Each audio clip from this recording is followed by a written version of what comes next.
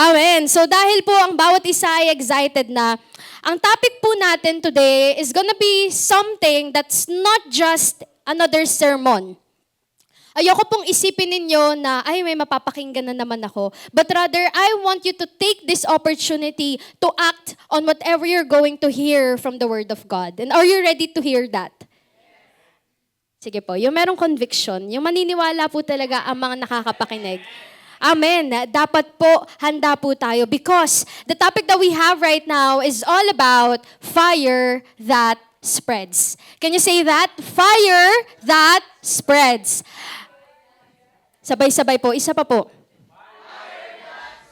Amen. Sa mundo po natin, for sure, kahit yung katabi mo, tanungin mo, hindi po niyan gusto na kumalat ang apoy. Tama ba? Meron po ba dito na ang pangarap niya ay makakita ng apoy na kumakalat? Right, wala po. Wala po sa atin na yun yung prayer natin. And at the same time, alam natin na kapag ang apoy ay kumalat, meron pong masamang mangyayari.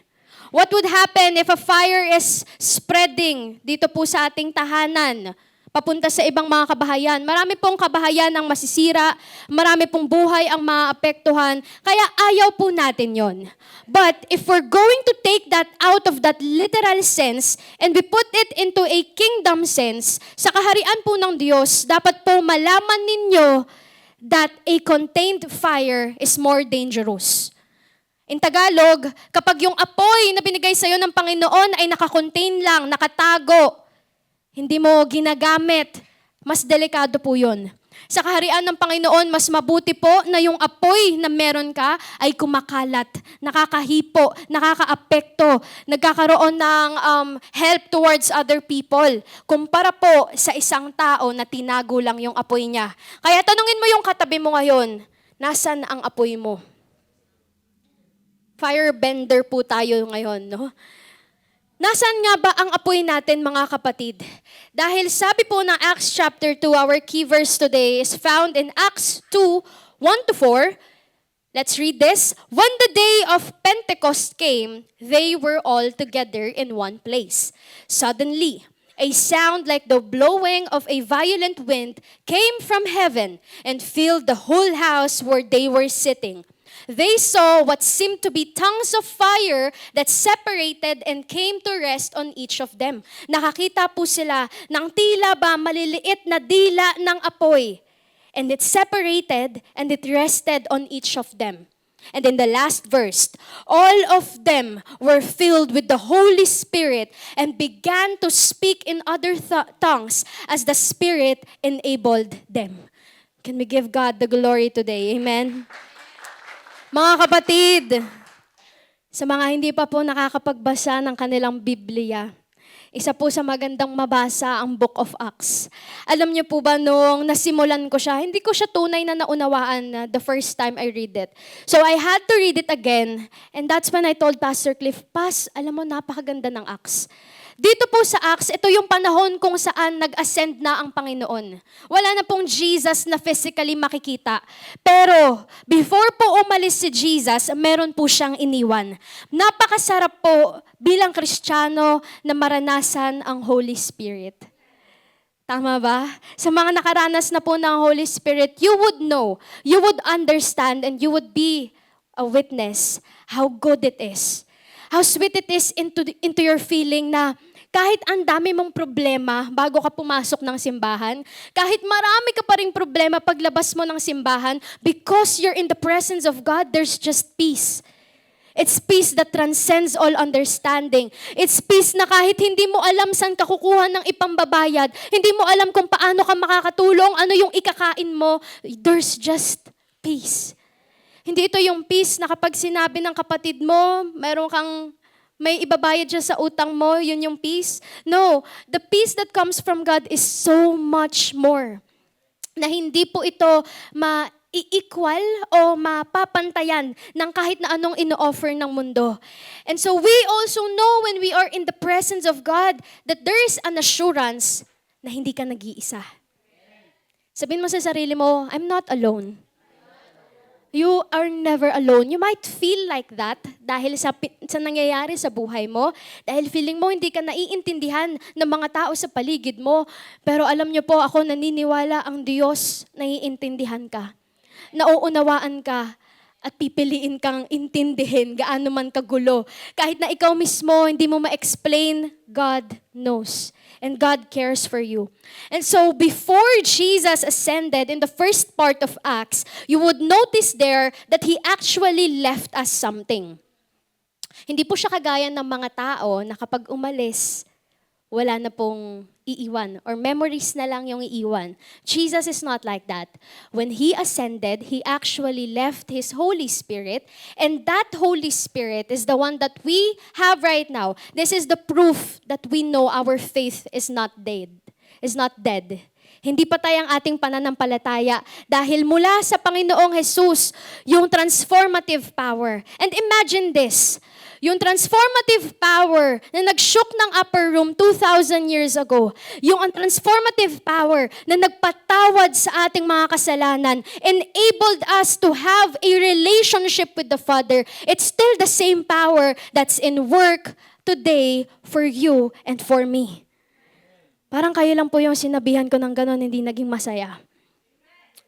Alam niyo po ba kung gaano kasaya na malaman na wala kang kailangang gawin kasi binigay na ni Lord yon?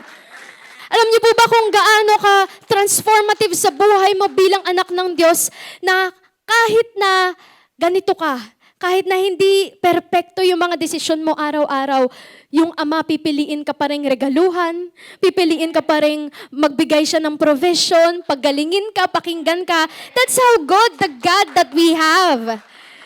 But let me ask you this, mga kapatid.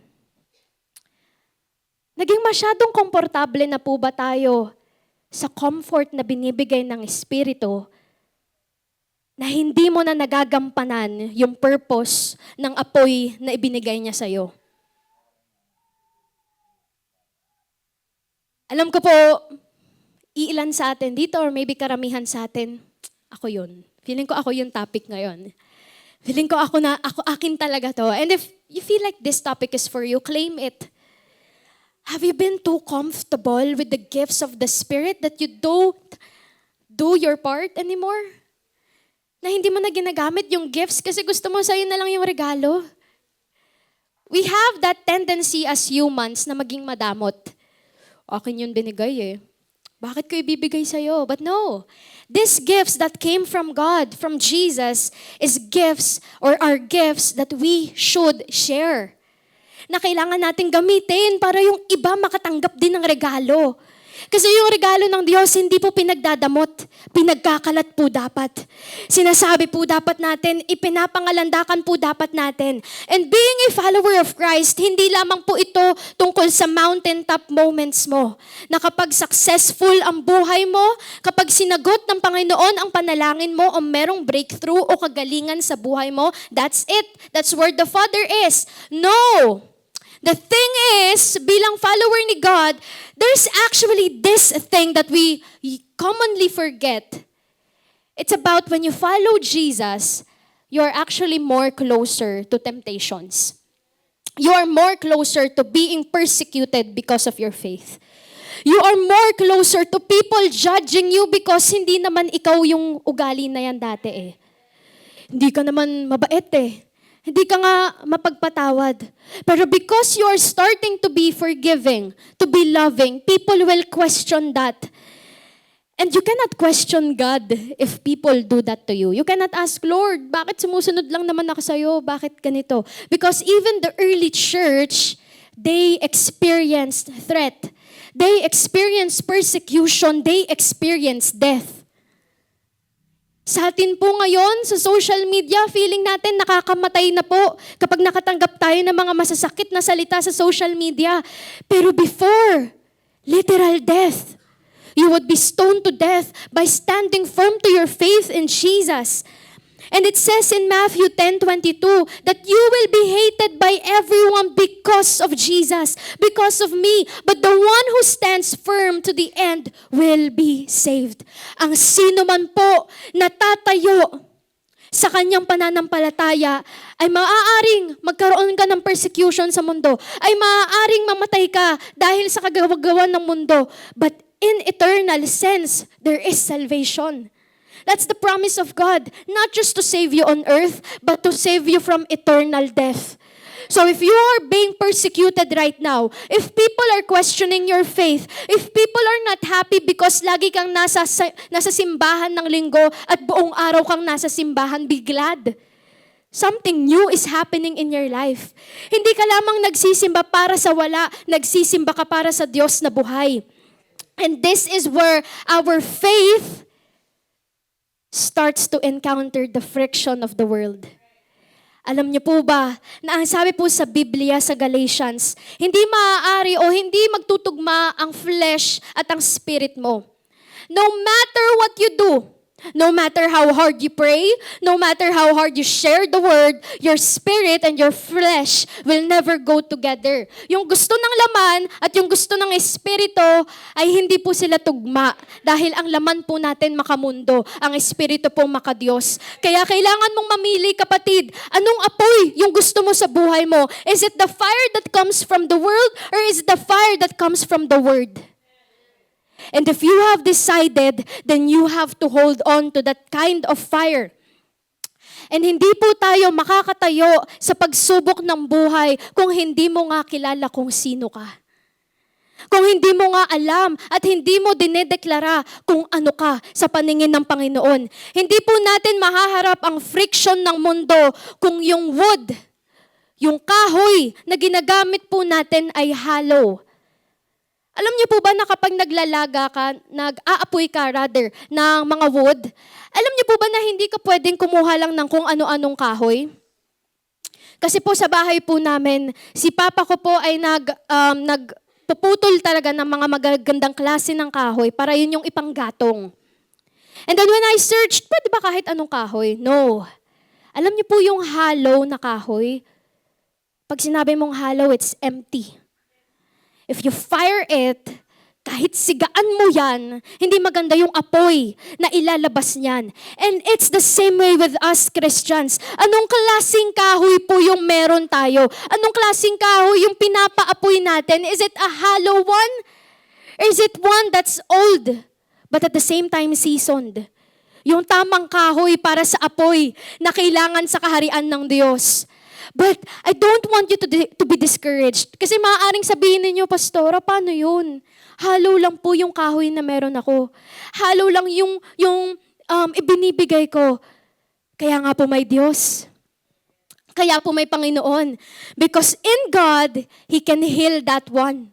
He can heal that hollowness that you feel. So when you serve, you don't serve out of the hollowness of your heart, but you serve out of the gratefulness, out of the fulfillness, out of the seasoned heart that you have because of Jesus. Hindi niya po hinihintay maging perpekto ka para umapoy ka. Hindi niya po hihintayin na kailangan mong maging maganda, presentable, perpekto ang pag-awit at pagtugtog mo para magamit ka niya sa kaharian niya. But rather, He wants you surrendered. When's the last time you surrendered? When was the last time you said to God, Lord, I know that I am never worth it, but I want to surrender. Are you still with me, mga kapatid? So ngayon po, kailangan natin maunawaan paano natin maipakakalat yung apoy. How do we do a fire that spreads? The first thing that you have to understand, who are you? Sino ka? Because for you to spread the fire, you gotta know your identity. You gotta know who you are. That's the first point that we have, that fire begins with identity. At ang sabi po ng Matthew 5:14, you are the light of the world. Ikaw ang ilaw ng mundo.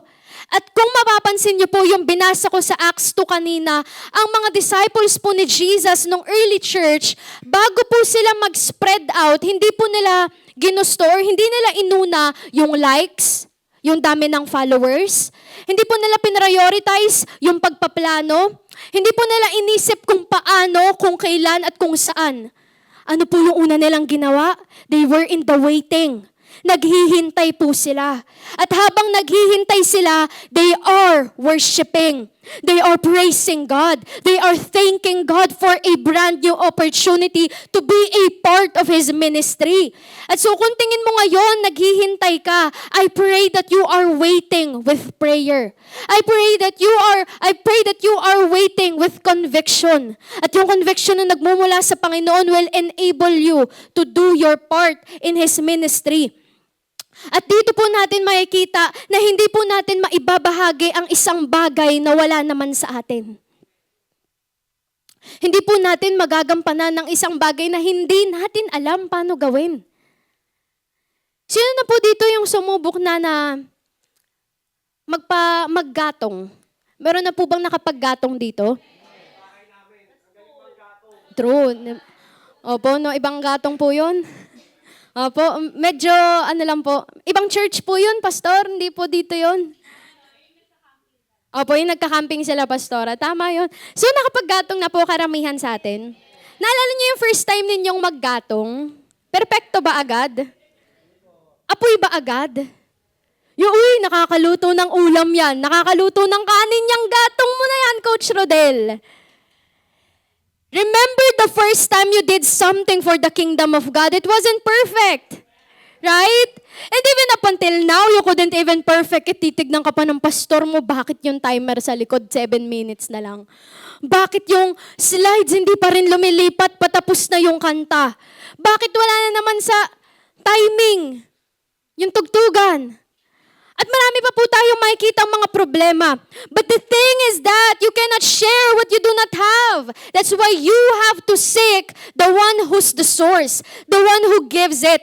At yung identity po natin ay nagmumula po sa Panginoon. Hindi mo pwedeng gustuhin magbigay ng magandang apoy kung yung nasa puso mo ay hindi nga maganda. No matter how good you are at faking it in your church, around other people, kapag po kayo ay magbabahagi, ang mababahagi nyo yung nasa puso ninyo. Kaya po dapat yung nasa puso ninyo, nakasentro sa Panginoon, na ang Panginoon po ang pinaglilingkuran. Ang Panginoon yung source ng wisdom, para bago ka magbahagi, alam mo, sa Diyos galing to. Amen? Palakpakan nga po natin ang Panginoong Jesus.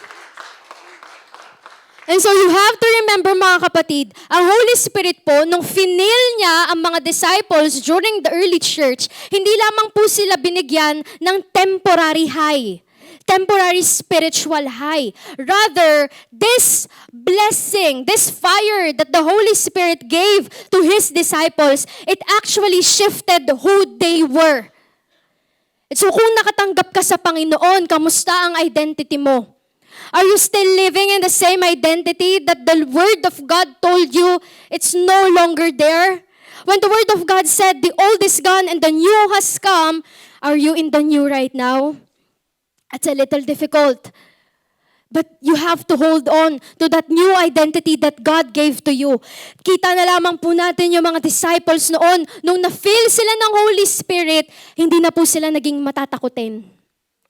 Kasi kung meron pong nakapagbasa ng Bible, meron na pong nakawitness nung ginawa ng mga disciples nung namatay si Jesus, alam niyo po kung ano? Nagtago po sila. Because the Savior, for 3 years, namatay sa krus. And they don't know what else to do. That's why they went back to their old lives. Bumalik sila, Peter, sa pangingisda. Yung mga disciples nagtago sa kanilang mga tahanan. But now, because Jesus gave them Holy Spirit, that Holy Spirit enabled them to be bold in faith. That Holy Spirit enabled them to no longer be fearful because you are no longer fearful. Hindi ka na matatakoting Kristiyano. Hindi ka na yung baguhang Kristiyano, but rather you are a seasoned one. Na kapag naglingkod ka, masarap yung paglilingkod na ipagkakaloob mo sa Panginoon. Naging carriers po sila ng presensya ng Panginoon. And that's the same thing that we have right now. You are a carrier of the identity of Christ. Bit-bit mo ang Panginoon. Sa trabaho mo, sa school mo, sa ministry mo, sa tahanan mo, sa mga kaibigan mo, bit-bit mo ang Diyos. Nakikita na po ba ito ng mga tao? Nakikita po ba nilang makadiyos ka talagang tunay? na si Jesus talaga ang pinaglilingkuran natin. Tandaan po natin mga kapatid, marami po sa atin ang mag-i-struggle with the lack of purpose. Yung feeling nila wala ng purpose yung mundo o yung buhay na meron sila. Why is that? Kasi akala po natin bilang followers ni Christ, para maging ilaw, kailangan maging maayos muna yung buhay mo. Na para maging ilaw o magkaroon ng ilaw yung buhay mo, kailangan perpekto yung decisions mo, kailangan maganda yung harmony ng family mo, maganda yung pagkilos mo sa ministry. No! Ano po yung binasa nating verse sa Matthew? You are the light. Whatever you're doing right now, you are the light in that place. You are the light in your workplace. You are the light in your school. You are the light in your family. You are the light wherever you are. And you don't have to seek light because you are the light. Hindi mo hahanapin sa mundo kasi nga nasa iyo. Kasi nga kahit hanapin mo sa mundo, kadiliman lamang po ang makikita natin sa mundo. And you know why you're being called the light? Basically because the world is dark. And the world needs light. At kung ang Diyos po nagliliwanag sa atin at tayo ay magliliwanag sa mundo, imagine how many more people will be reached by His Word. How many people can also be the light for other people. Right? Are you still with me, mga kapatid? Hallelujah. Ang apoy po natin ay kakalat the moment that we stop trying to be somebody else and we start accepting who we are called to be. Huwag kang mag-prioritize ng mga bagay na hindi pinagagawa sa'yo. Ang i-priority mo yung ano yung pinagagawa sa'yo para hindi ka naliligaw, para hindi ka nababurn out at hindi ka kung kani-kanino naghahanap ng apoy. Amen. Hallelujah. Palakpakan po natin ang Diyos na buhay.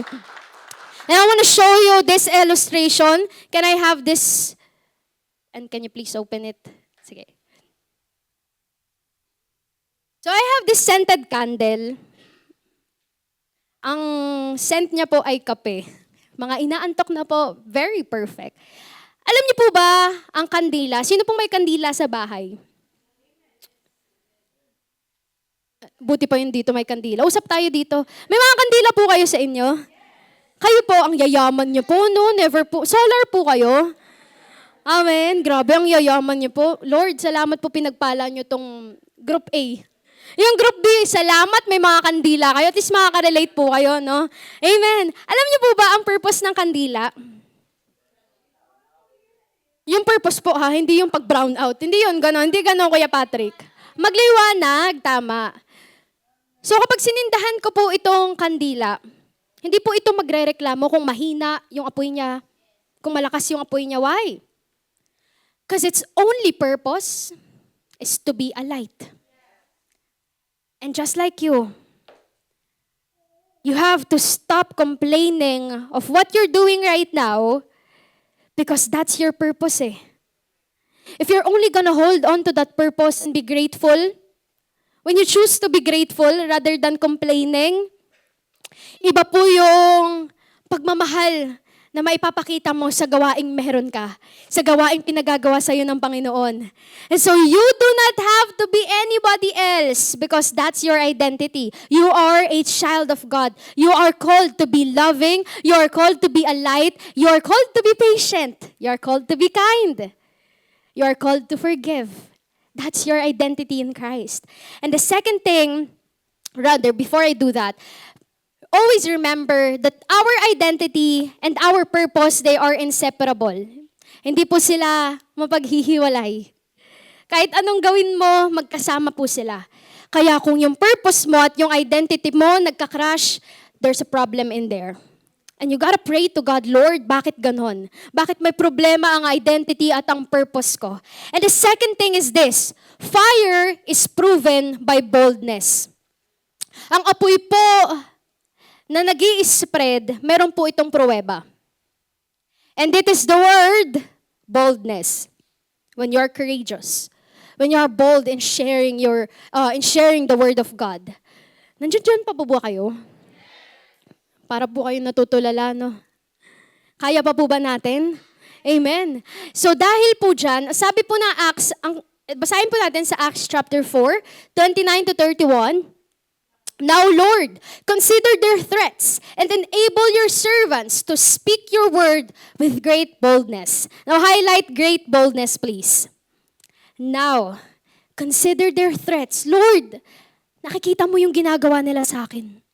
Nakikita mo kung paano nila kini-question yung ginagawa ko every day for your name. But, they didn't pray for the downfall of their enemy. Rather, it says here, enable your servants to speak your word with great boldness. In the next part, it tells us, after they prayed, the place where they were meeting was shaken, and they were all filled with the Holy Spirit and spoke the word of God boldly. Bilang Kristiyano, alam niyo po kung ano yung sign kapag mature ang isang mananampalataya? Ito po yung sign. Kapag nananalangin ka at hindi mo pinapanalangin yung downfall ng mga kaaway mo. Kapag nananalangin ka para ang Panginoon ay kumilos sa'yo at palakasin ka, that's a sign you're maturing. When you understand that these people, they're not your real enemies. And you start praying for them. Because the real enemy is the spiritual darkness. Yung kaharian ng kaaway na umaangat sa mundo, yun po ang tunay nating kaaway. So your enemy is not your husband. Your enemy is not your parents. Not your child. Not your friends. Not the strangers. The enemy is the enemy. The devil himself. And so the next time na may haharang sa'yo habang nagdadrive ka, the next time, kapag merong nakagawa sa'yo ng pagkakamali, you have to act in your spiritual maturity na ipapanalangin mo sila. At magpapasalamat ka, ligtas ka pa rin. Magpapasalamat ka na in-avoid pa rin ng Panginoon na lumala pa yung sitwasyon. That's what we have if we have spiritual maturity. The prayer of the disciples is, Lord, enable your servants to speak your word with great boldness. Dahil nais ng mga disciples na patuloy silang makapagbahagi, and that's the good thing. That's the pure heart that we can offer as children of God, na makapagbahagi po tayo with great boldness. Ayaw po nating magbahagi ng natatakot tayo. At kahit sinong leader ang sumama sa iyo, kapag takot ka. Kaya kailangan mo po ang Diyos para tulungan kang maging bold sa faith na meron ka. Alam niyo po ba, nakikita sa isang Kristiyano kapag siya ay nanlalamig na. And as a leader, as a pastor for the past couple of years, eventually, I kind of like notice or realize yung pattern kapag nanlalamig na ang isang mananampalataya. You know, it always starts with, busy po eh. May gagawin po kami eh. Yung busy niya, inabot na ng 1 buwan. Naging 6 na buwan, naging 1 taon, hindi po yun busy. It's your choice to leave. And that's you being called. And I know there are situations in your life that you want to leave. I know that there are times in your life at mga bagay na nararanasan ng pamilya mo na parang, Lord, pwede bang magpahinga na lang muna? That's acceptable. If you need rest, rest. Pero wag niyo pong daigin ng Panginoong Jesus na yung rest mo 3 taon. Panginoong Jesus po, ang ministry niya 3 taon lamang. Pero sa 3 taon na yon, napaka-fruitful po nun. And God is not asking you for more.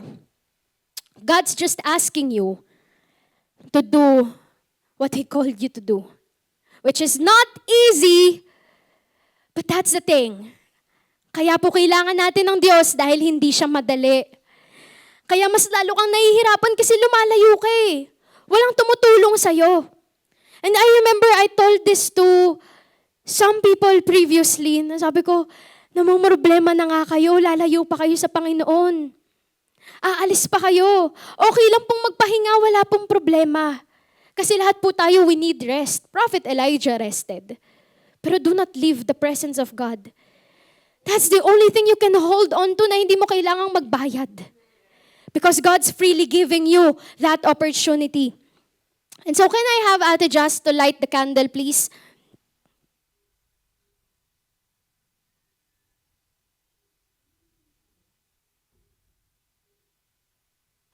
Sino pong may birthday ngayon? Si Adam, no? Sige, pass. May apoy po to. Wag na po na, ayan. Para sa mga may trust issues. Alam niyo po to, kapag ginalaw ko siya, namatay ba siya? Pag binlow ko ng mahina, namatay po ba siya? Siyempre mahina, hindi eh. Huwag niyo po ibablow ng malakas. Hindi po yun part. So ito pong kandila na to, kanina na-identify natin na ang purpose niya ay maging ilaw. At dahil napakita na natin yung identity niya, the thing about being a Christian, you have to understand that you have to be bold. Just like this fire. Na kahit isayaw ka ng mundo, kung saan-saan ka, kung ano-ano yung gawin sa'yo ng mundo, hindi ka basta-bastang mawawalan ng apoy. Hindi ka basta-bastang magpapadala sa hamon ng mundo. Because the fire that you initially have from the Lord is a type of fire na hindi nasisira ng kahit na anong gawin ng mundo. It's a type of fire na Diyos lamang ang nagbigay, Diyos ang makakabawi. And so kung may binubulong sa'yo ang kaaway na mahina kayo, makasalanan kayo masyado. Hindi mo yun isip, pinapakinggan mo yun mula sa kaaway. And so you have to stop listening to that enemy and start remembering that you are a child of God. You are bold.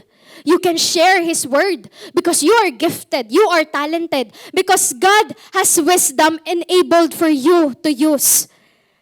At sa pagpapatuloy po natin, kapag dala-dala po natin ang apoy na meron o nagmula sa Panginoon, lagi po itong may reaksyon. Kagaya ng apoy. Yung kandila, nung inapuyan, there's a reaction. Nagkaroon ng apoy, yung kandila. At kung ikaw ay Kristiyano and you have boldness in your life, there is a reaction. Hindi pwedeng nonchalant ka sa pananampalataya mo. Hindi pwedeng walang nangyayari, walang epekto. Because I know and I have witnessed so many of you here, when you are fulfilled by the Holy Spirit, you cannot stop it. But shout, grace, praise to the Lord God Almighty. That's what it is to be bold. It shows na hindi mo kailangan, Ate Rizel, na magpakahirap para magpakita yung apoy. Dahil yung mere fact that you are doing what is for the ministry of God, it shows. Na hindi ko kailangan questionin yung mga kapatiran natin, yung mga musikero kung mahusay ba sila because it shows. And that's the same with our faith.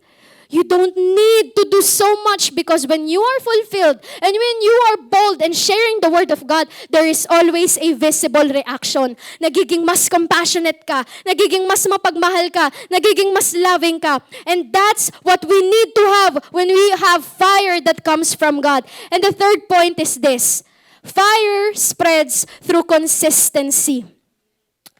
Alam nyo ba, hindi ka lang dapat anak ng Diyos, hindi ka lang dapat bold. Dapat consistent ka. Dapat ginagawa mo araw-araw. Kagaya na lamang po ng mga disciples from Acts 2 to Acts 4. Kung babasahin niyo po yung buong part na yon, makikita ninyo how consistent they were. Yung pag-attend po nila sa templo ng Panginoon, it's not just because they want to or because that's their responsibility, but rather because they want to do it.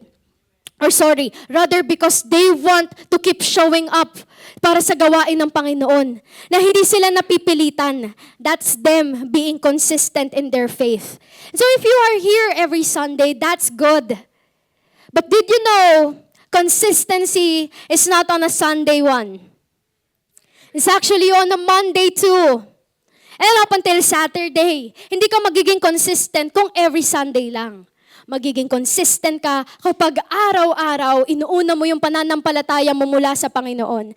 And if you are that kind of person, can I hear you give glory to our Father God? Hallelujah. Buti po madami.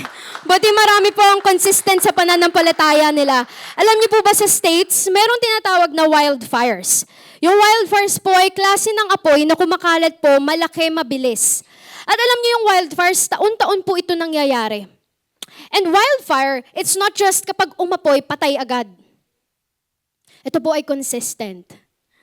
Na kapag okay na tong area na to, lilipat naman ako dito para umapoy.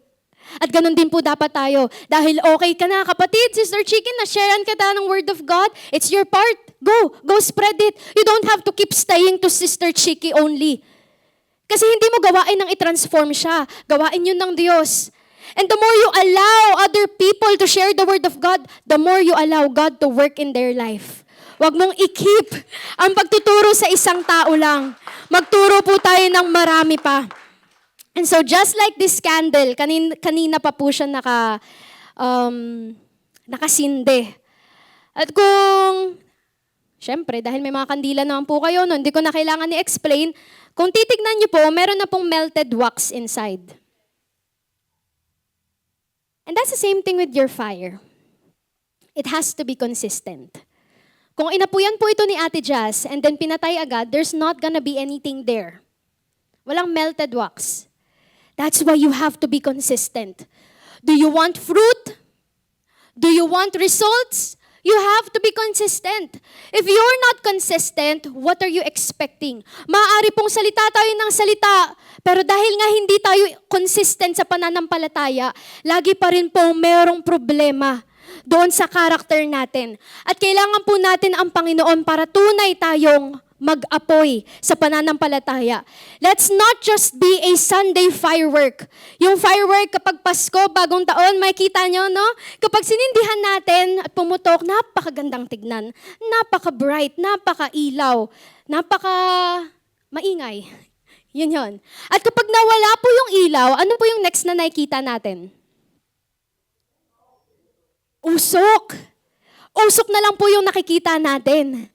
Pero hindi po yun yung gusto natin. Hindi firework na pananampalataya. But rather, it's that true wildfire na hindi magiging usok. Rather, consistently nagtutuloy-tuloy yung apoy na meron yung puso natin at yung fire natin. So can we all stand up today as we end our topic?